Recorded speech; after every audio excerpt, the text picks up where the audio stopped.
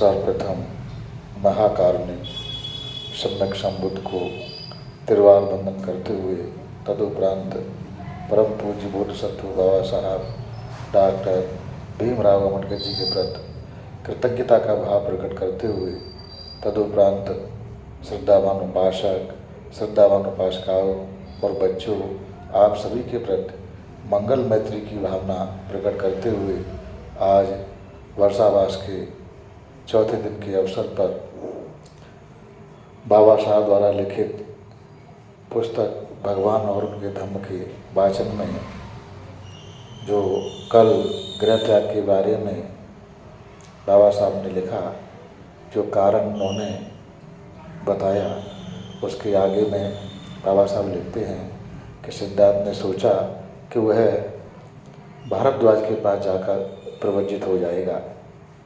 भारद्वाज का आश्रम कपिलवस्तु में ही था। तदनुसार वह अपने सारथी छन्न को साथ लेकर और अपने प्रिय अश्व कंदक पर चढ़कर आश्रम की ओर चला। ज्यों ही वह आश्रम के समीप पहुंचा, द्वार पर ही एकत्रित हुए पुरुषों और स्त्रियों ने उसे ऐसे घेर लिया मानो वह नई नवेली बहू का स्वागत कर रही हो। जब वे उसके सामने आए, उनकी आंखें आश्चर्य से खुली रह गईं। उन्होंने बंद कमल की तरह हाथ जोड़कर उसे नमस्कार किया। वे उसे घेरे खड़े थे। उनके हृदय भावाविष्ट थे। वे ऐसे खड़े थे कि मानो अपने अर्ध खिले नेत्रों से उसका पान ही कर रहे हों।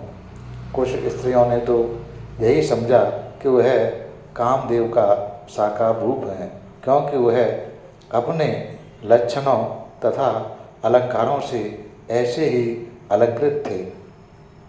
कुछ दूसरी स्त्रियों ने उनकी कोमलता और ऐश्वर्य की ओर ध्यान देकर सोचा कि अपने अमृतमयी किरणों के साथ चंद्रमा जमीन पर उतर आया है। कुछ दूसरी स्त्रियों ने उनके सौंदर्य से इतनी पराभूत थीं कि वह मुँह बाएं खड़ी थीं, मानो वे उसे नगल ही जाएंगी। लंबे आश्वास ले रही थीं। इस प्रकार स्त्रियां केवल उनकी ओर देख ही रही थीं। न उनके मुंह में शब्द था, न चेहरे पर मुस्कुराहट। वे उसे घेरे खड़ी थीं और उसके प्रवज्जित होने के निश्चय पर आश्चर्य से विचार कर रही थीं कि बड़ी कठिनाई से उसने उस भीड़ में से अपने लिए रास्ता निकाला और आश्रम के द्वार पर प्रवेश किया। सिद्धार्थ को यह अच्छा नहीं लगता था कि शुद्धोधन और प्रजापति गौतमी उनके प्रवज्जित होने के समय उपस्थित रहें, क्योंकि वह जानते थे कि ऐसे समय में अपने को संभाले न रख सकेंगे। लेकिन उनकी जानकारी के बिना ही वे पहले से आश्रम में आ पहुँचे थे। ज्यों ही उन्होंने आश्रम में प्रवेश किया, उन्होंने देखा कि उपस्थित मंडली में उनके माता पिता भी थे। अपने माता पिता को वहाँ उपस्थित देखकर वह सर्वप्रथम उनके पास गए और उनका आशीर्वाद चाहा। वे भावना से इतने अधिक अभिभूत थे कि उनके मुंह से एक शब्द नहीं निकल रहा था। वे लगातार रोते रहे। उन्होंने उन्हें छाती से लगाया और आंसुओं से उनका अभिषेक किया। छन्न ने कंदक को एक पेड़ से बांध दिया और पास खड़ा था। जब उसने देखा कि शुद्धोधन और प्रजापति आंसू बहा रहे हैं, तो वह भी भावनावश अपने आंसुओं को न रोक सका। बड़ी कठिनाई से उसने अपने माता पिता से अलग होकर सिद्धार्थ वहाँ गया जहाँ छन्न खड़ा था। उसके वापस ले जाने के लिए उसे अपने वस्त्र और गहने कपड़े दे दिए। तब उसने अपना सिर मुंडवाया। ऐसा करना परिवारक के लिए आवश्यक था। उसका चचेरा भाई महानाम परिवारक के योग्य वस्त्र और भिक्षा पात्र ले आया। सिद्धार्थ ने उन्हें पहन लिया। इस प्रकार परिवारक का जीवन व्यतीत करने की पूरी तैयारी करके वह भारद्वाज के पास गया कि वह उसे विधिवत प्रवचित करते। अपने शिष्यों की सहायता से भारद्वाज ने आवश्यक संस्कार किए और सिद्धार्थ गौतम को परिव्राजक बनने की घोषणा कर दी। यह याद करें कि उसने शाक्य संघ के सम्मुख दोहरी प्रतिज्ञा की थी, एक तो प्रवज्ञा लेने की और दूसरे अविलंब ही शाक्य जनपद की सीमा से बाहर जाने की। सिद्धार्थ गौतम ने प्रवज्ञा का संस्कार समाप्त होते ही अपनी यात्रा आरंभ कर दी। जो जन समूह आश्रम में जमा हो गया था वह असामान्य था। सिद्धार्थ गौतम की प्रवज्ञा की प्रस्तुति भी असामान्य ही थी। जब राजकुमार आश्रम से बाहर निकला, जनता भी उसके पीछे पीछे हो ली। उसने कपिलवस्तु से विदा ली और अनोमा नदी की ओर चला आगे बढ़ा। पीछे मुड़कर देखा तो जनता भी अभी भी उसके पीछे आ रही थी।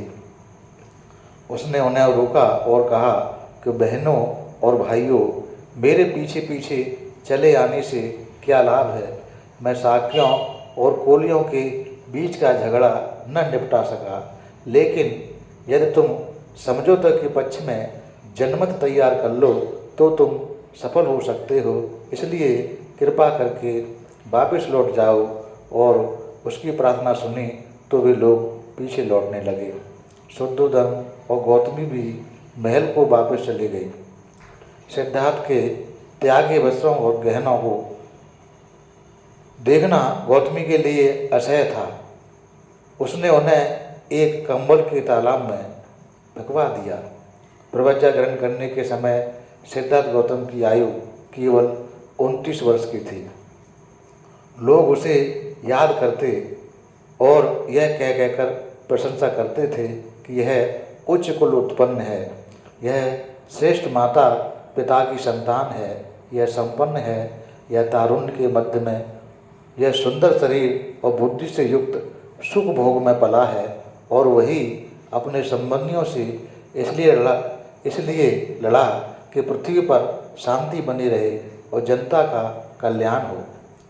यह एक शाक्य तरुण था जिसने बहुमत के आगे झुकने के बजाय स्वेच्छा से दंड स्वीकार किया, जिसका मतलब था ऐश्वर्य के स्थान पर दरिद्रता, सुख समृद्धि के स्थान पर भिक्षाटन, गृह निवास के स्थान पर गृह त्याग। और यह जा रहा है जब कोई उसकी चिंता करने वाला नहीं है और यह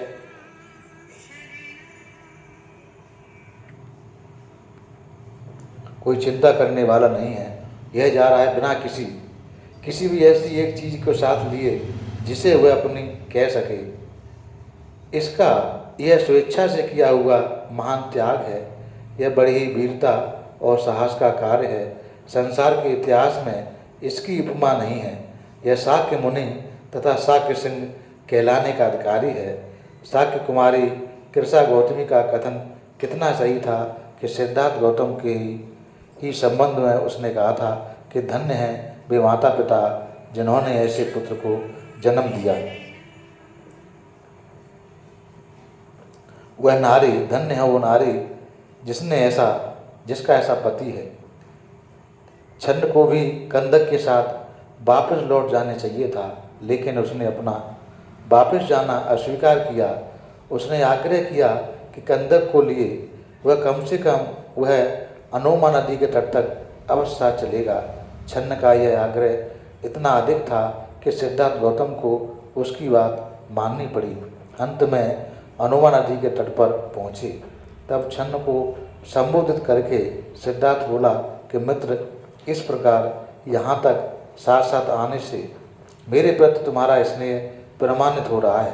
तुम्हारी भक्ति ने मेरे हृदय को सर्वदा जीत लिया है। तुम्हारा मेरे प्रति जो भाव है उससे मैं बहुत प्रसन्न हूँ। खेद है कि मैं इस समय ऐसी स्थिति में हूँ कि तुम्हारे लिए कुछ कर नहीं सकता।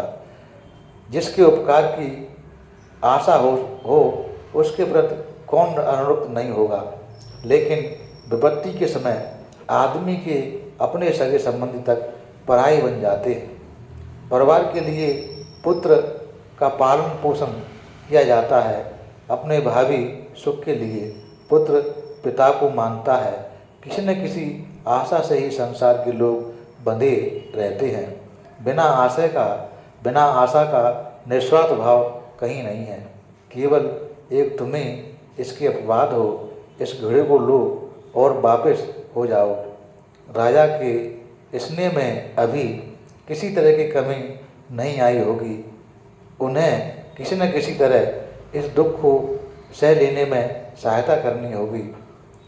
उन्हें कहना कि मैं जो उसे छोड़कर जा रहा हूँ वह न किसी स्वर्ग की कामना से है, न स्नेह की कमी से और न क्रोध की अधिकता से। इस प्रकार घर छोड़कर चले आए मेरे लिए उसे अनुताप नहीं करना चाहिए। संयोग कितना ही दीर्घकालीन हो, एक न एक दिन वियोग में परिणत होता ही है। जब वियोग अनिवार्य है तो यह कैसे हो सकता है कि संबंधियों से वियोग न हो। आदमी के मरने पर उसकी संपत्ति के उत्तराधिकारी तो बहुत होते हैं, किंतु उनके पुण्य का उत्तराधिकारी मिलना कठिन है, शायद ही होता ही नहीं है। राजा मेरे पिता की देखभाल रखनी होगी। हो सकता है कि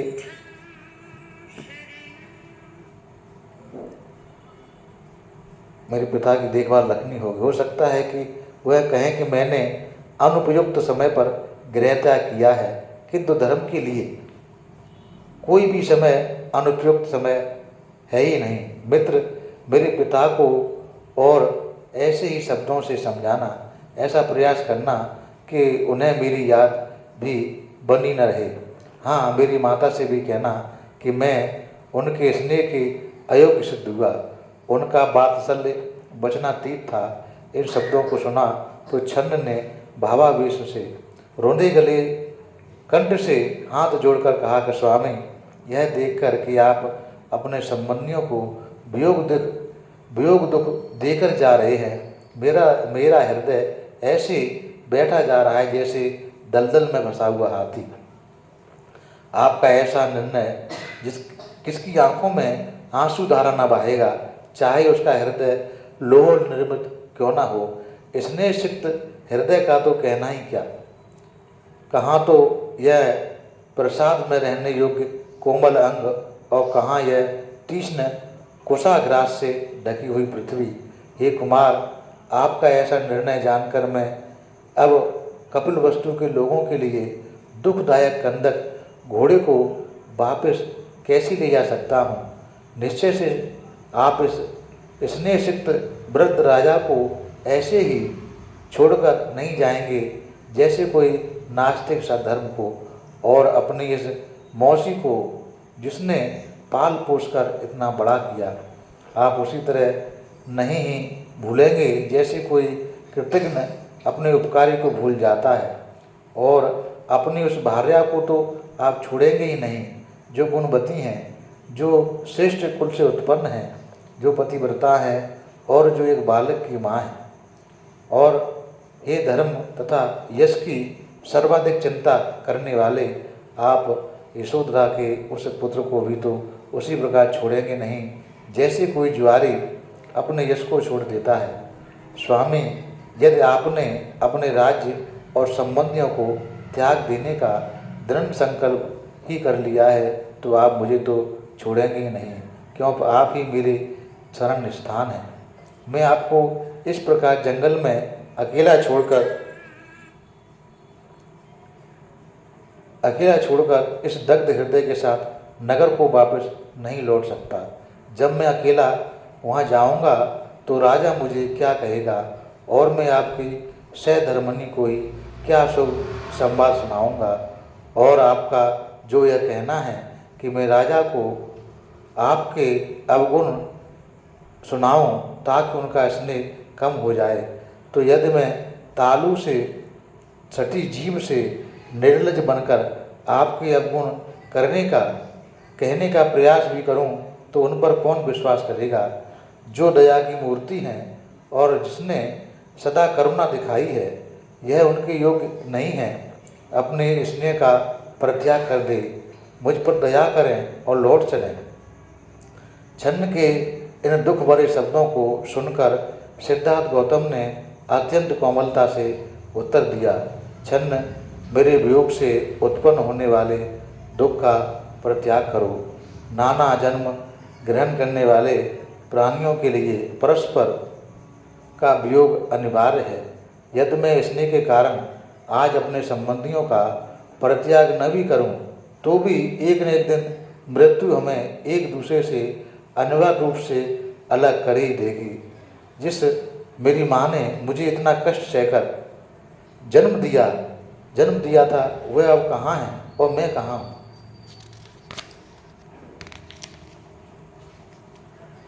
जैसे पक्षी अपने विश्राम वृक्ष पर इकट्ठे होते हैं किंतु फिर नाना दिशाओं में उड़ जाते हैं, वही प्राणियों की दशा है। उनका भी वियोग अवसंभावी है। जैसे बादल एकत्रित होकर फिर अलग अलग नाना दिशाओं में चले जाते हैं, यही प्राणियों की दशा है। उनका भी वियोग अवसंभावी है। और क्योंकि यह संसार इसी प्रकार का है, परस्पर एक दूसरे की वंचना करता हुआ गतिमान है, इसलिए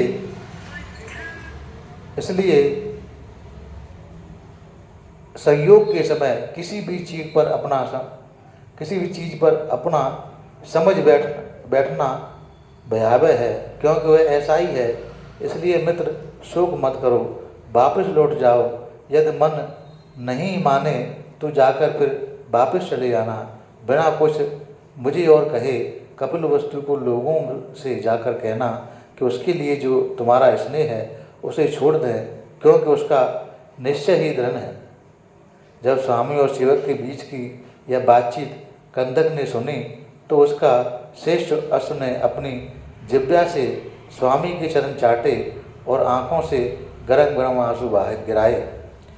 उस हाथ से जिसकी उंगलियां जुड़ी हुई थीं, उस हाथ में जिसमें मंगल स्वास्तिक अंकित था, जिस हाथ से जिसकी हथेली अंदर को थी, गौतम ने उसे थपथपाया और एक मित्र की तरह संबोधित करते कहा, कंदक, सहन कर, आंसू मत बहा, तेरा परिश्रम शीघ्र ही सफल होगा। जब छन्न ने देखा कि अब शीघ्र विदा होना ही होगा, तो उसने गौतम के उस परिव्राजक रूप को नमस्कार किया। कंदक और छन्न से विदा लेकर गौतम भी अपने मार्ग पर चल दिए। छन्न ने जब देखा कि उसका स्वामी राज्य त्याग कर परिव्राजक का वेश धारण किए चला जा रहा है, तो उससे न रहा गया। वह अपने हाथ उठाकर जोर से चिल्लाया और जमीन पर गिर पड़ा। जब उसने पीछे मुड़कर देखा, वह एक बार फिर जोर से चिल्लाया। उसने अपने कंदक के गले में हाथ डाले और निराश और भग्न हृदय फिर अपने मार्ग पर आगे बढ़ा। रास्ते में कभी वह चिंतित उठता, कभी पश्चाताप करता, कभी लड़खड़ाता, कभी गिर पड़ता। इस प्रकार स्नेह विदीर्ण हृदय से उसने रास्ते भर नाना तरह की बातें की। वह स्वयं नहीं जानता कि वह क्या कर रहा है। स्वामी के वन गमन के बाद वापस लौटते समय छन्न ने अपने दुखी मन का भार उसका हल्का करने का भरसक प्रयास किया। उसका दिल इतना भारी था कि जिस दूरी को वह पहले एक दिन में पूरा कर लेता था, अब अपने स्वामी के वियोग में चिंता करते करते उसी दूरी को पूरा करने में उसे 8 दिन लग गए। कंदक यद्यपि वह अच्छी भी धैर्यपूर्वक चला जा रहा था, किंतु वह अत्यंत क्लांत और श्रांत हो गया था। निसंदेह वह भी अलंकारों से अलंकृत था, तो भी स्वामी बीन होने के कारण सर्वदा तेज बीन हो गया था और जिस दिशा में उसका स्वामी गया था, उधर घूम कर बड़े ही शोक संतप्त स्वर में वह बार बार हिनहिना रहा था। यद्यपि वह क्षुधा से परेशान था, तो भी उसने पहले की तरह न रास्ते भर घास चरी और न पानी पिया। अंत में दोनों कपिलवस्तु पहुँचे तो सिद्धार्थ के चले जाने के कारण एकदम सूना हो गया। वे दोनों भी प्राण विहीन शरीर की तरह वहाँ पहुँचे। पद्म पुष्पित जलाशय थे, फूलों से लदे हुए वृक्ष थे, किंतु नागरिकों के हृदय में प्रसन्नता नहीं थी। तेज बीन आँखों में आंसू लिए हुए जब उन दोनों ने कपिलवस्तु में प्रवेश किया तो उन्होंने सारा नगर अंधकारमय उन्हें प्रतीत हुआ। जब लोगों ने सुना कि शाक्य जाति के उस अभिमान को बिना साथ लाए वे दोनों अकेले लौटे हैं तो लोगों की आंखों में आंसू बहने लगे। आवेश के उन्मत्त हुए लोग छन्न का पीछा कर रहे थे और आंसू बहाते हुए चिल्ला रहे थे कि जाति और राज्य का गौरव राजकुमार कहाँ है? जहाँ वह नहीं है वह नगर हमारे लिए जंगल है, और जिस जंगल में है वह हमारे लिए नगर है। सिद्धार्थ विहीन नगर अब हमारे लिए कोई आकर्षक नहीं है। स्त्रियां खिड़कियां बढ़ाकर जुट गईं। वे एक दूसरे को कह रही थी कि मानो राजकुमार लौट आया है, लेकिन जब उन्होंने देखा कि घोड़े की पीठ नंगी है, उन्होंने खिड़कियां बंद कर लीं और जोर जोर से विलाप करने लगे। शुद्धोधन के परिवार के लोग बड़ी ही उत्सुकतापूर्वक इस बात की प्रतीक्षा कर रहे थे कि संभव है छन्न सिद्धार्थ को समझा बुझाकर वापस लाने में सफल हो जाए। राजकीय अस्तबल में प्रवेश करते ही कंदक बड़े जोर से हिनहिनाया। इस प्रकार उसने महल के लोगों को अपना दुख व्यक्त किया। वे लोग राजमहल के भीतरी भाग में थे। उन्होंने देखा क्योंकि कंदक हिनहिना रहा है इसलिए राजकुमार वापस आ गया होगा, और वे स्त्रियां जो दुख के मारे होश हवास भुलाए बैठी थीं अब प्रसन्नता के कारण पागल हो गईं। वे राजकुमार को देखने की आशा में बड़ी तेजी से महल के बाहर आईं। वे निराश हुईं। जहाँ कंदक था राजकुमार न थे। सारा आत्मसंयम भूलकर गौतमी चिल्ला उठी और बेहोश हो गई।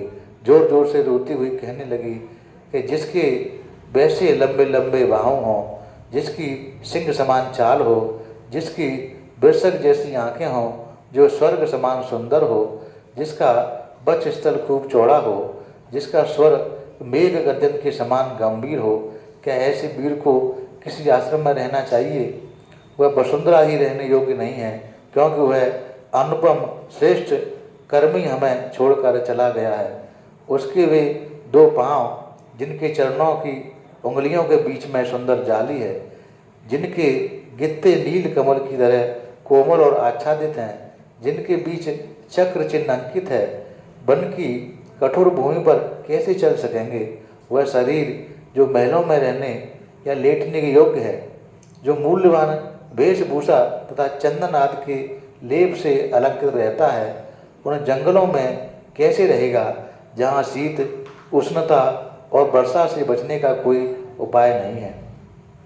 जिसे अपना कुल, शील, शौर्य, बल, विद्या, सौंदर्य और तारुण्य का अभिमान था, जिसे हमेशा देने का ही अभ्यास रहा है, लेने का नहीं, वह दूसरों से भिक्षा कैसे मांग सकेगा? जो स्वच्छ सुनहरी सैया पर सोता था, जिसे मधुर वाद्य के संगीत ने उठाया जाता था, वह मेरा तपस्वी अब केवल एक वस्त्र बिछाकर कठोर जमीन पर कैसे सोएगा? इस प्रकार के करुण विलाप को सुनकर स्त्रियां परस्पर एक दूसरे का आलिंगन कर आंसू बहाने लगीं। उनकी आंखों से आंसू क्या बरस रहे थे। हिलाई गई लताओं से फूलों के मधु बरस रहे थे। जैसे यह भूल कर कि उसने उसे शहर से जाने की अनुमति दी थी, तो भी वियोगा हत यशोधरा भी एक बार ही भूमि पर गिर पड़ी थी। अपने धर्मपत्नी को मुझे कैसे छोड़कर चले गए? वह मुझे विधवा बनाकर चले गए। अपनी धर्मपत्नी को अपने नए जीवन का संगी साथी बना सकता था। मुझे स्वर्ग की कामना नहीं है। मेरी एक ही इच्छा रही है कि मेरा पति मुझे इस लोक या परलोक में कभी न छोड़े। यदि मैं उसके विशालक्ष तेजस्वी मुख की ओर देखने की अधिकारिणी नहीं हो तो क्या यह बेचारा राहुल भी अपने पिता की गोद में लेटने का अधिकारी नहीं है? खेद है कि उस वीर की कोमल सौंदर्य के भीतर उसका हृदय अत्यंत कठोर है, अत्यंत निर्दय है। कौन कहता है कि जो शत्रु को भी मुक्त कर लेने वाले, तोतली बोली बोलने वाले इस प्रकार के बच्चे तक को छोड़कर चले गए। निश्चय से मेरा हृदय भी अत्यंत दारुण है, शायद पत्थर पर जमा हुआ है अथवा लोहे निर्मित है, जो अपने स्वामी के वन गमन पर अनाथ व छोड़कर चले जाने पर भी विदीर्ण नहीं होता। लेकिन मैं क्या करूं, मेरा दुख असह्य है। इस प्रकार अपने दुख में अपने होश आवास गवाए हुए यशोधरा रोई और जोर जोर से रोई। यद्यपि वह स्वभाव से ही बड़ी धैर्यवान थी, लेकिन इस समय दुख में अपना धैर्य गंवा बैठी थी। इस प्रकार जमीन पर पड़ी यशोधरा को दुख के मारे अपने होश आवास गंवाए देखकर और उसका करुण विलाप सुनकर सारी स्त्रियां भी चिल्लाने लगीं। आंसुओं के मारे उनके चेहरे ऐसे हो गए थे जैसे वर्षा से प्रताड़ित कमल हो। छन्न और कंदक दोनों के वापस लौट आने की बात सुनकर वे अपने पुत्र के दृढ़ निश्चय की बात सुनकर शुद्धोधन के चित्त को बड़ी चोट पहुंची। अपने पुत्र के वियोग से अत्यंत दुखी शुद्धोधन ने नौकर चाकरों से संभाले जाकर जरा देर के लिए घोड़े की ओर देखा। उस समय उसकी आंखें आंसुओं से भरी थीं। उसके बाद वह जमीन पर गिर पड़ा और जोर जोर से चिल्लाने लगा। जब शुद्धोधन ने अपने मंदिर में गया, प्रार्थना की और कई मांगलिक क्रियाएं की, उसने अपने पुत्र के सकुशल लौट आने के लिए कई मिन्नतें मानी। इस प्रकार शुद्धोधन, गौतमी, यशोधरा यही मनाते मनाते अपने दिन गिनने लगे, हे देव, हम उससे जल्दी से जल्दी फिर कब मिलेंगे। इस प्रकार बाबा साहब ने उनके गृह त्याग की बड़ी मार्मिक शब्दों में लिखा है। इतने मार्मिक शब्दों में लिखा है कि वह पहले जब भारद्वाज के आश्रम में पहुँचे, वहाँ सभी लोग जमा थे। उन्हें देख रहे थे बड़े प्रेम से। उनके माता पिता भी वहाँ थे। माता पिता से अनुमति मांगी। माता पिता दुख के मारे दुखी थे, लेकिन अनुमति देनी थी, अनुमति दी और दुखी मन से उनको विदा किया। तब छन्न और उनका घोड़ा कंदक अनुवा नदी पर लेके गए। वहाँ से उन्हें विदा किया तो दोनों मित्रों में, छन्न में और सिद्धार्थ में काफ़ी बातें हुई और उन्होंने अपने वियोग को छन्न ने प्रसिद्ध किया। घोड़ा भी दुखी हुआ। जब वे लौट के आए, जो सफ़र एक दिन में पूरा होता था वो 8 दिन में पूरा हुआ दुख के मारे। उसके बाद जब वो लौट के आए तब कपिलवस्तु को लोगों ने देखा, शायद छन्न उनके बचपन का करीबी रहा है, लौट के लाया होगा। घोड़ा हिरन आया, सभी लोग जमा हुए, लेकिन वो खाली आए थे तो लोगों के अंदर शोक दौड़ पड़ा। वे सभी दुख के मारे रोने लगे। उनकी जो माँ थी, माँ को गहरा आघात लगा, पिता को गहरा आघात लगा, यशोधरा को गहरा आघात लगा। इस प्रकार बड़ी मार्मिक शब्दों में बाबा साहब ने सिद्धार्थ के निष्क्रमण की है, गृह त्याग की ये घटना है, इस प्रकार शब्दों में लिखी है। ये पहला भाग यहाँ तक था। दूसरा भाग बाबा साहब लिखे हैं, सदा के लिए अब निष्क्रमण। कपिलवस्तु से राजगृह। कपिलवस्तु से निकलकर सिद्धार्थ गौतम ने मगध राज्य की राजधानी राजगृह जाने का विचार किया। उस समय राजा बिंबिसार का राज्य था। वह ऐसा स्थान जहाँ बड़े बड़े दार्शनिक व पंडित रहते थे। इस विचार से उसने गंगा पार की। उसने गंगा की तेज धारा तक की परवाह नहीं की। रास्ते में वह एक ब्राह्मण स्त्री सखी के आश्रम पर रुका। उसके बाद पद्मा नाम की एक सुंदर दूसरी ब्राह्मण स्त्री के आश्रम पर रुका और तब वह रेवत नाम के ब्राह्मण आश्रम ऋषि के आश्रम पर रुका। सभी ने उसका आतिथ्य किया। उसका व्यक्तित्व और उसकी तेज श्वेता और उसका अनुपम सौंदर्य ऐसा था कि उस प्रदेश के सभी लोगों को आश्चर्य हो रहा था कि उसने सन्यासी के वस्त्र कैसे धारण किए हैं। उसे देखकर अन्यत्र जाता हुआ कोई कोई वहीं खड़ा हो रहा था, वहीं खड़ा खड़ा कोई शीघ्रता से उसके पीछे हो लेता, कोई धीरे धीरे चल रहा था, वह तेजी से दौड़ने लगा और जो बैठा था वह तुरंत खड़ा हो गया। कुछ ने उसके हाथ जोड़कर नमस्कार किया, कुछ ने सिर झुकाकर आदर किया, कुछ ने उसके प्रिय वचनों से संबोधित किया। कोई भी एक भी ऐसा नहीं था जिसने उसके प्रति अपना आदर का भाव न दिखाया हो। जो रंग बिरंगे कपड़े पहने थे उन्हें देखकर संकोच हुआ कि जो व्यर्थ प्रलाप कर रहे थे चुप हो गए। कोई भी ऐसा न था जो स्वयं के संकल्प विकल्पों में लगा रहा हो। उसकी भौहें, उसका माथा, उसका मुंह, उसका शरीर, उसका हाथ, उसके पांव, उसकी चाल, उसके शरीर का किसी न किसी कोई भी अंग ऐसा न था जिसे वह देखकर मंत्रमुग्ध खड़े न रहे हों।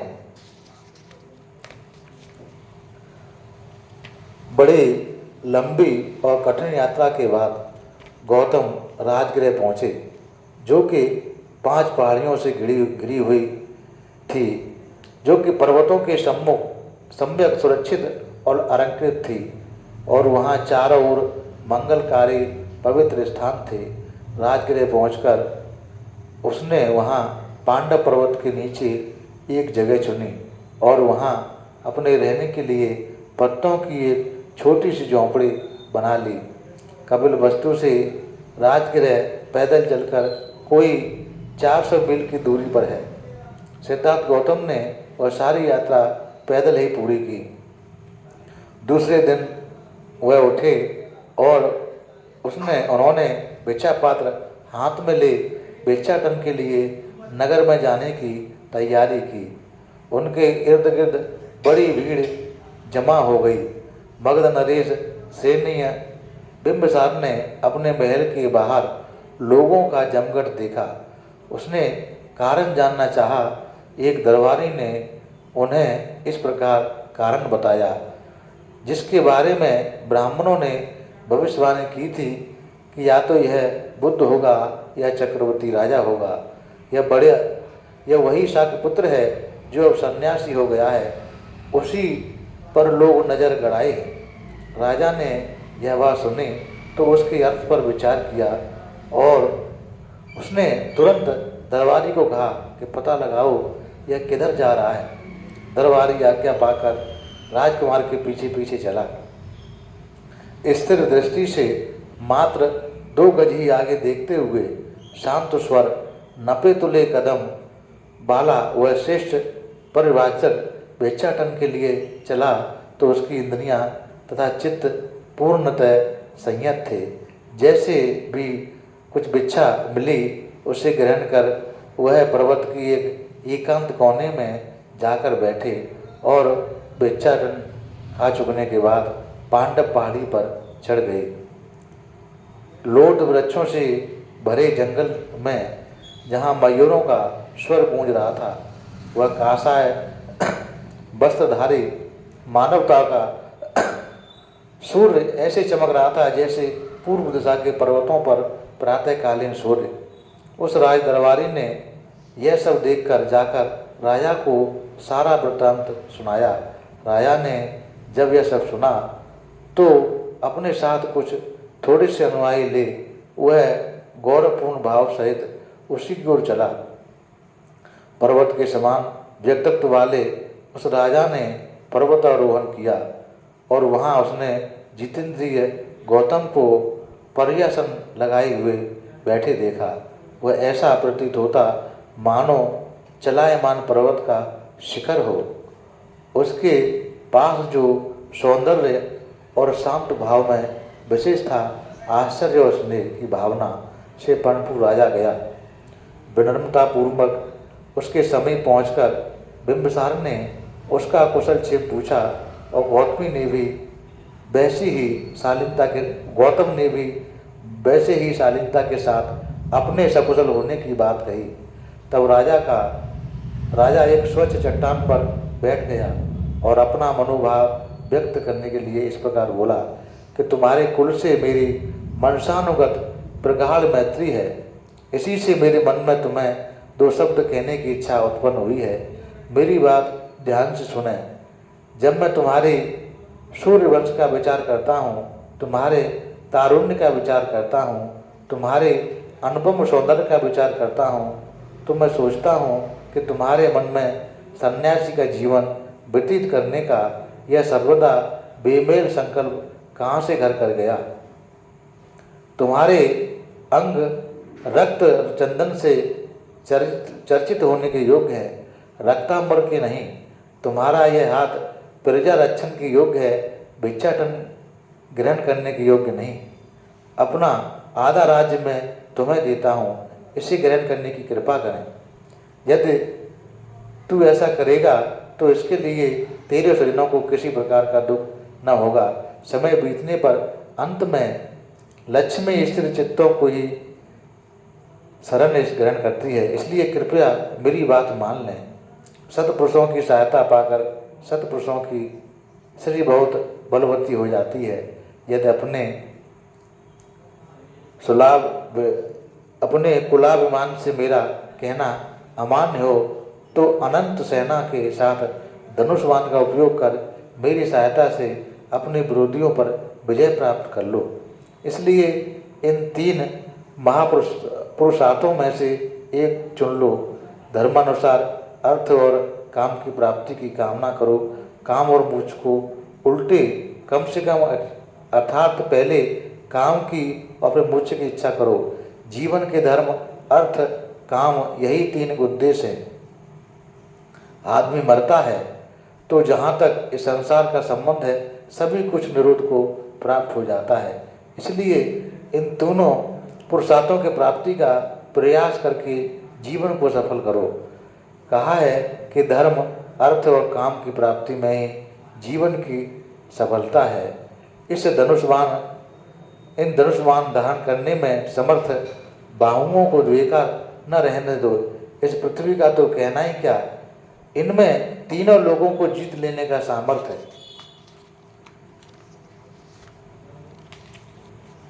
मैं जो यह सब कह रहा हूँ उसमें मात्र मेरा स्नेह ही कारण है, न तो मैं राज्य लोभ में कह रहा हूँ और न तुम्हारे यह तपस्वी वेश देखकर उत्पन्न हुए अभिमान भावना से कह रहा हूँ।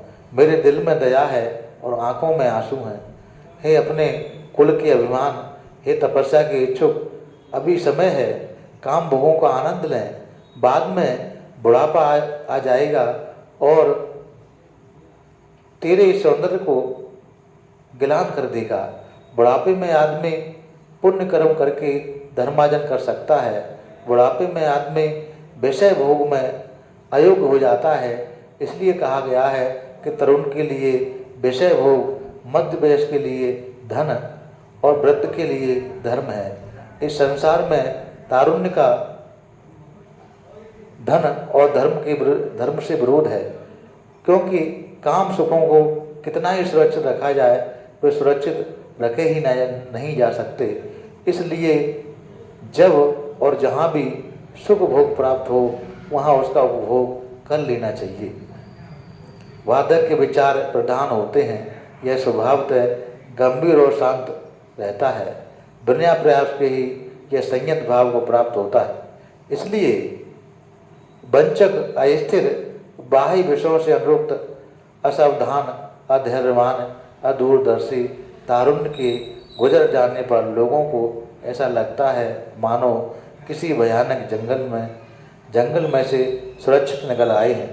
इसलिए इस तिमिराच्छन्न तारुण्य को गुजर जाने दो। हमारा आरंभिक जीवन सुख भोग के लिए है। इस समय इंद्रियों को काबू में रखा ही नहीं जा सकता, और यदि धर्म में ही तेरी विशेष रुचि है तो अपने कुल धर्म के अनुसार यज्ञ करो, क्योंकि यज्ञ करने से ऊंचा स्वर्ग प्राप्त किया जा सकता है।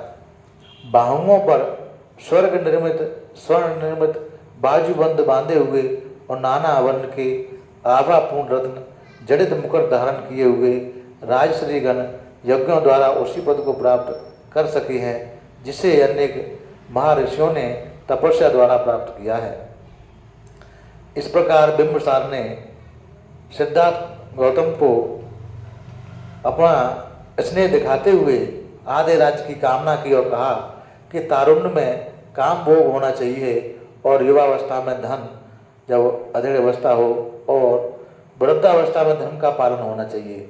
अभी तुम्हारा जो उम्र है काम भोग की है, काम भोग करो, काम भोग का अवसर मिले उसे मत छोड़ो। मैं आपको आधा राज्य देता हूँ, आधा राज्य ले लो, या फिर राज्य पसंद नहीं है तो तुम्हारे जो दुश्मन हैं मैं सेना देता हूँ, उन पर चढ़ाई करो, उनको हराओ करके, लेकिन काम भोग करो, अभी समय है वो काम करो, ये गृहस्थों का धर्म है।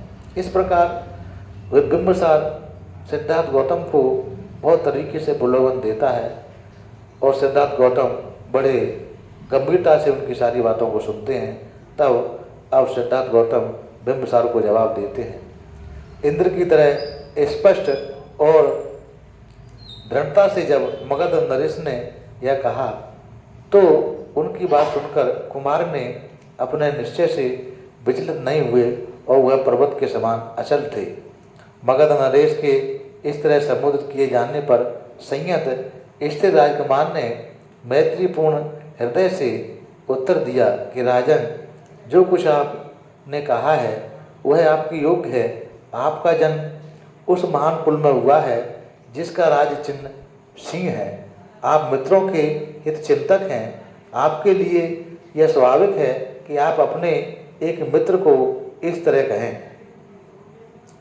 दुष्शीलों की कुलागत मैत्री शील घी सो जाती है और सुशील लोगों की जो नए नए मैत्रीपूर्ण व्यवहार से पुरानी परंपरागत मैत्री को दीर्घ काल तक बनाए रखते हैं। प्रतिकूल परिस्थितियों में ही जो मैत्री का त्याग नहीं करते वे ही सच्चे मित्र होते हैं। सुखपूर्ण अवस्था में वैभव की स्थिति में कौन मित्र नहीं होता। संपत्ति प्राप्त होने पर अपने मित्रों के लिए तथा धर्म में निमित्त जो उनका उपभोग करते हैं उन्हीं की संपत्ति सार्थक है। जब इसका विनाश ही हो जाता है तब भी वह दुखजनक नहीं सिद्ध होती। हे राजन, आपने जो कुछ भी मेरे बारे में कहा वह आपके सौंदर्य और मैत्री का ही परिणाम है। मैं भी मैत्रीपूर्ण ढंग से आपका समाधान करने का प्रयास करूंगा। मुझे न सांपों से उतना भय लगता है, न आकाश से गिरने वाले वज्र से उतना भय लगता है, न वायु के झोंकों से, प्रेत आग के शोलों से इतना भय लगता है जितना भय इन इंद्रियों के विषयों से लगता है। वह अस्थिर विषय है। हमारे सुख और संपत्ति के विनाशक जो संसार में अंत शून्य है, जो माया के समान है, आशा काल में ही आदमी के चित्त को चंचल कर देते हैं। जब वे उसे ग्रस्त कर लेते हैं तब उनका कहना ही क्या। मस्त लोक तो क्या, दिव्य लोक में भी विषयानुक्त जो संतोष और सुख प्राप्त नहीं होता। जिस प्रकार ईंधन से वायु प्रेरित होकर आग के कभी तृप्ति नहीं होती, उसी प्रकार विषयों की कामना रखने वाले की कभी प्यास नहीं बुझती। विषयों में बढ़कर संसार में विपत्ति नहीं है। अविद्या में ग्रस्त रहने के कारण लोग उनमें अनुरक्त होते हैं। एक बार विषयों से भयभीत हो जाने पर कौन बुद्धिमान फिर उनकी कामना करेगा। समुद्र से घिरी सारी पृथ्वी जीत लेने पर भी राजा लोग समुद्र से दूसरी ओर विजयी होने की कामना करते हैं। जिस प्रकार अपने ही गिरने वाली नदियों से समुद्र अतृप्त ही रहता है, उसी प्रकार आदमी कभी भी विषयों से तृप्त नहीं होता। आकाश से स्वर्ण वर्षा हो चुकने पर भी, चारों समुद्रों को जीत लेने पर भी, शक्र का आधा राज्य हस्तगत हो जाने पर भी राजा मानधाता विषयों में अतृप्त ही रहा। जब इंद्र ने व्रत के भय के मारे अपने आप को छिपा लिया, उस समय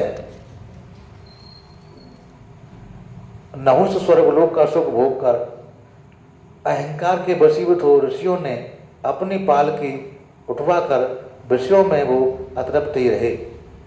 इन विषय भोग नामधारी शत्रुओं का कौन स्वागत करेगा, जिन्होंने ऐसे ऋषियों पर भी काबू पा लिया था, जो दूसरे के पुरुषार्थ में लगे थे, जो वलकल वस्त्र धारण करते थे, जो फलमूल खाकर ही गुजारा करते थे और जिनकी सांपों जैसी लंबी लंबी जटाएं थीं। विषय में आसक्त मनुष्यों के दुखों की जानकारी हो जाने पर जो संयत हैं, उनके लिए यही योग्य है कि विषयों के पास न भटकें। विषय आसक्त मनुष्य के लिए विषय संबंधी सफलता भी एक विपत्ति ही है, क्योंकि इच्छित विषय की प्राप्ति होने पर वह उससे मदमस्त हो जाने पर जो नहीं करना चाहिए वह करता है, जो करना चाहिए वह नहीं करता, और इससे आहत होकर वह भयानक दुख को प्राप्त होता है। ये काम भोग विषय जो बड़े ही प्रयास से सुरक्षित रखे जाते हैं, जो विषय की वंचना के अनंतर जहाँ जाते हैं वहाँ लौट जाते हैं, जो थोड़ी देर के लिए ऋण लिए जैसे होते हैं, कौन बुद्धिमान संयत आदमी इनमें आनंद मनाएगा।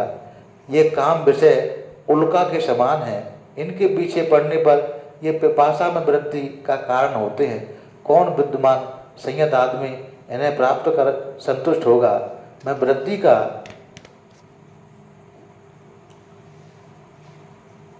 का कारण होते हैं, ये पिपासा में वृद्धि का कारण होते हैं। कौन बुद्धिमान इन्हें प्राप्त करने पर संतुष्ट होगा। ये काम विषय फेंके हुए मांस के समान है, जो राजाओं से लेकर सभी के दुख का कारण होते हैं। कौन बुद्धिमान संयत आदमी इन्हें प्राप्त कर संतुष्ट होगा। ये काम विषय इंद्रियों को ही तरह नाशवान है, जो उन्हें इनमें रमण करते हैं। ये उसके लिए विपत्तिजनक ही होते हैं। जो संयमी आदमी इन काम विषयों से डसा जाता है, ये उसका सुख हर लेते हैं और उसके विनाश का कारण होते हैं। ये एक क्रुद्ध हृदय सर्प के समान है, जिन काम विषयों को भोगने से भी वैसे ही तृप्ति नहीं होती जैसे कुत्ते की हड्डी चाटने से, जो सूखी हड्डियों के पंजर के समान है। कौन बुद्धिमान आदमी संयत आदमी इन्हें प्राप्त कर संतुष्ट होगा। जो दरिद्र काम में अंधे हैं, जो विषयों के दास हैं, इसी संसार में मृत्यु दुख का अधिकारी हैं। गीतों के कारण हिरण्य विनाश को प्राप्त होते हैं। दीपक की चमक के कारण पतंगे आग में जल भूनकर जान गंवाते हैं। मांस लोभी मछली लोहे का कांटा निगल जाती है। इसलिए संसार में काम भोग अंत में विनाश का ही कारण होते हैं। वह जो सामान्यता कहे जाने वाला काम भोग भोगने के लिए है, यदि विचार करके देखा जाए तो उनमें कोई भी भोग्य पदार्थ नहीं है। अच्छे कपड़े, दूसरे भी वैसे ही सभी चीज़ें अधिक से अधिक दुख के मार्जन में मात्र हैं। पानी प्यास बुझाने के लिए होता है, भोजन भूख मिटाने के लिए, घर हवा धूप व वर्षा से बचाने के लिए, वस्त्र शीत की रक्षा करने के लिए तथा नग्नता रखने के लिए। इस प्रकार सैया तंद्रा में विघात के लिए, वाहन यात्रा ही थकावट मिटाने के लिए है, आसन खड़े रहने की थकावट दूर करने के लिए है। इसी प्रकार स्नान शरीर शुद्धि और स्वास्थ्य का साधन है। जितने भी बाह्य पदार्थ हैं वे आदमियों के दुख के कारण ही, दुख हरण के ही साधन हैं। वे अपने में भोग पदार्थ नहीं हैं। कौन बुद्धिमान आदमी इन दुख दूर करने के साधनों को भोग वस्तुएं मानकर भोगेगा। जो आदमी सन्निपात ज्वर से ग्रस्त होने पर ठंडी पट्टी आदि को भोग वस्तुएं मान ले, जो कि केवल वेदना को दूर करने का ही उपाय है, वही आदमी इन काम विषयों को भोग वस्तुओं का नाम दे सकता है। क्योंकि सभी काम विषय अनित्य हैं, इसलिए मैं उन्हें भोग विषय मान ही नहीं सकता। जो स्थितियाँ सुखदायक प्रतीत होती हैं वही अंत में दुख का कारक भी बन जाती हैं। गर्म वस्त्र और सुगंधित धूप शीत ऋतु में सुख पहुँचाते हैं, किंतु गर्मी में वही अप्रिय लगते हैं। चंद्रमा की किरणें और चंदन का लेप गर्मी में सुख कारक होते हैं, किंतु वही सर्दी में अप्रिय लगती है, क्योंकि संसार में सभी वस्तुएं हानि लाभ, यश अपयश, सुख दुख आदि द्वंद्वों के अधीन है। इसलिए कोई भी आदमी न नित्य सुखी रहता है और न कोई भी आदमी न नित्य दुखी। जब मैं इस सुख दुख के मिश्रण को देखता हूँ तो मैं राज्य और दासता को समान ही समझता हूँ, क्योंकि न तो राजा ही हमेशा हंसता रहता है और न दास ही हमेशा रोते रहते हैं, क्योंकि राजा के सिर पर बड़ी जिम्मेदारी होती है। इसके लिए राजा की चिंताएं भी अधिक होती हैं, क्योंकि राजा को कपड़े टांगने की खूंटी के समान होता है। उसे दूसरों के लिए कष्ट सहन करना पड़ता है। जो राजा अपने राज्य पर अत्यधिक निर्भर रहता है वह अभागाई है, जो कि उसे एक न एक दिन त्याग देने वाला ही है और उसे वक्र गति ही प्रिय है। दूसरी ओर यदि राजा राजसिद्ध नहीं है तो ऐसे कायर नरेश को सुख नहीं हो सकता, और क्योंकि सारी पृथ्वी राज्य जीत लेने पर भी राजा एक ही नगरी में रह सकता है, उसमें भी केवल एक ही महल में सो सकता है, बाकी सब कुछ क्या दूसरों के लिए नहीं है। राजा को भी एक जोड़ा कपड़ा ही लगता है, भूख मिटाने के लिए थोड़ा भोजन ही लगता है। इसी प्रकार सैया एक, आसन एक ही आवश्यकता होती है, शेष सब तो मद के लिए होते। यदि इन सब वस्तुओं का उपभोग आदमी का संतोष ही है तो मैं बिना राज्य के ही संतुष्ट हूँ। यदि कोई इसके बिना ही संतुष्ट है तो क्या होगा, ये सब बेकार नहीं है। मैं मंगलकारी पथ का पथिक हूँ, उसे काम भोगों का प्रलोभन देना योग्य नहीं है। उस मैत्री का जिसकी आपने घोषणा की ध्यान करके मैं आपसे बार बार पूछता हूँ कि आप मुझे बताएं, क्या विषयों में कुछ भी सार है। मैंने रोष में आकर गृह त्याग नहीं किया है, न इसलिए कि शत्रु के वाहनों ने मेरे मुकुट को गिरा दिया, और न मेरी कोई दूसरी फल आकांक्षा ही है जिसके कारण मैंने आपके प्रस्ताव का स्वागत नहीं कर रहा हूँ। जो कोई किसी भयानक क्रुद्ध सर्प से एक बार बचकर फिर उसी को प्राप्त करने की इच्छा करे, जो तेज जलती हुई तुषाग्नि से एक बार बचकर फिर उसी में पड़ने की इच्छा करे, वही एक बार इन काम विषयों से बचकर फिर इन्हीं में फंसने की इच्छा कर सकता है। जो भली प्रकार देखता हुआ भी किसी अंधे से ईर्षा करे, जो मुक्त होता हुआ भी किसी बंधे हुए से ईर्षा करे, जो धनी होकर भी किसी दरिद्र से ईर्षा करे, जो स्वस्थ चित्त होकर भी किसी पागल से ईर्षा करे, मैं कहता हूँ केवल ऐसा ही कोई किसी विषयासक्त के में से ईर्षा कर सकता है। मित्र, जो विच्छाजीवी हैं वह दया के पात्र नहीं है। उसे इस लोक में परम सुख प्राप्त है, शांति प्राप्त है, और आगे के लिए उसके लिए सब दुखों का अंत हो गया है।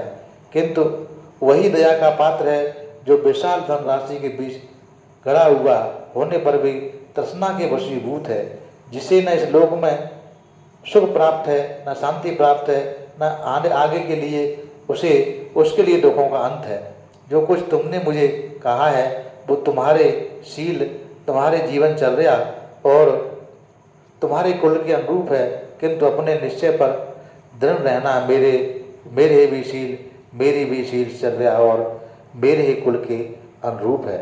इस प्रकार जब सिद्धार्थ गौतम कपिल वस्तु से राजगृह पहुँचते हैं, वहाँ उनके शरीर के लक्षणों को देखकर बहुत सारे लोग उनको देखते रह जाते हैं। कोई उन्हें किसी भाव से देखता है, कोई उन्हें किसी भाव से देखता है। राजगृह में बड़ी भीड़ जमा हो जाती है।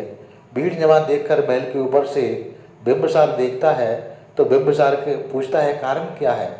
तो जो दरबारी ये बताता है कि वही व्यक्ति हैं जिनकी घोषणा की थी कि आगे ये अगर राज धारण करेंगे तो चक्रवर्ती राजा होंगे, और अगर गृह त्याग करेंगे तो बुद्ध होंगे।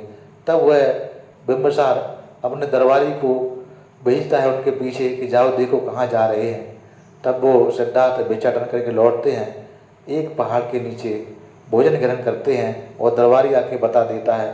तब बिंबिसार सिद्धार्थ के पास पहुँचते हैं, क्योंकि सिद्धार्थ के कुल से बिंबिसार की बहुत गहरी मैत्री थी, पहले से परंपरागत मैत्री थी।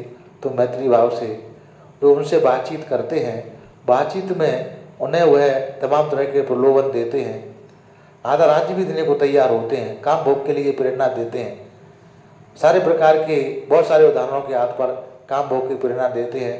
तब सिद्धार्थ गौतम उन्हें काम भोग के दुष्परिणाम के बारे में बताते हैं कि काम भोग अनित्य हैं, कि सदा रहने वाले नहीं हैं, और मैं राज्य की कामना नहीं करता, जो एक बार सर्प से बच गया दोबारा सर्प के पास नहीं जाएगा।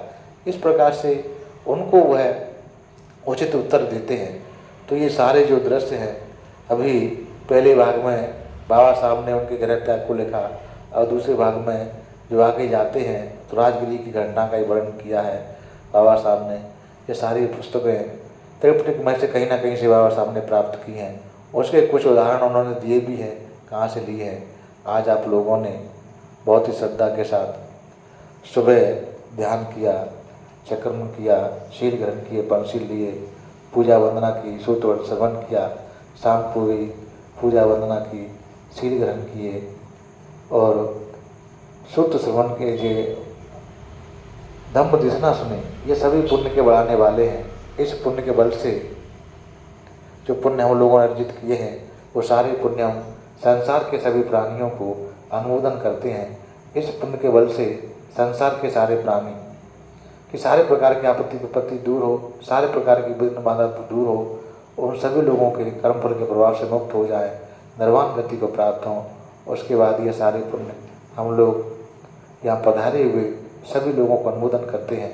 इस पुण्य के बल से वो सभी लोग सुखी हों, सभी का कल्याण सदे, सभी लोग को धन संपत्ति की प्राप्ति हो, आपत्ति विपत्ति से मुक्त रहें। उसके बाद ये जो भी पुण्य हम लोगों ने अर्जित किए हैं, ये सारे पुण्य हम अपने श्रद्धावान उपासक उपासिकाओं को अनुमोदन करते हैं, जो हम लोगों को भोजन, चीवर, कुटिया, दवा तथा परिष्कार आदि से सेवा करते हैं।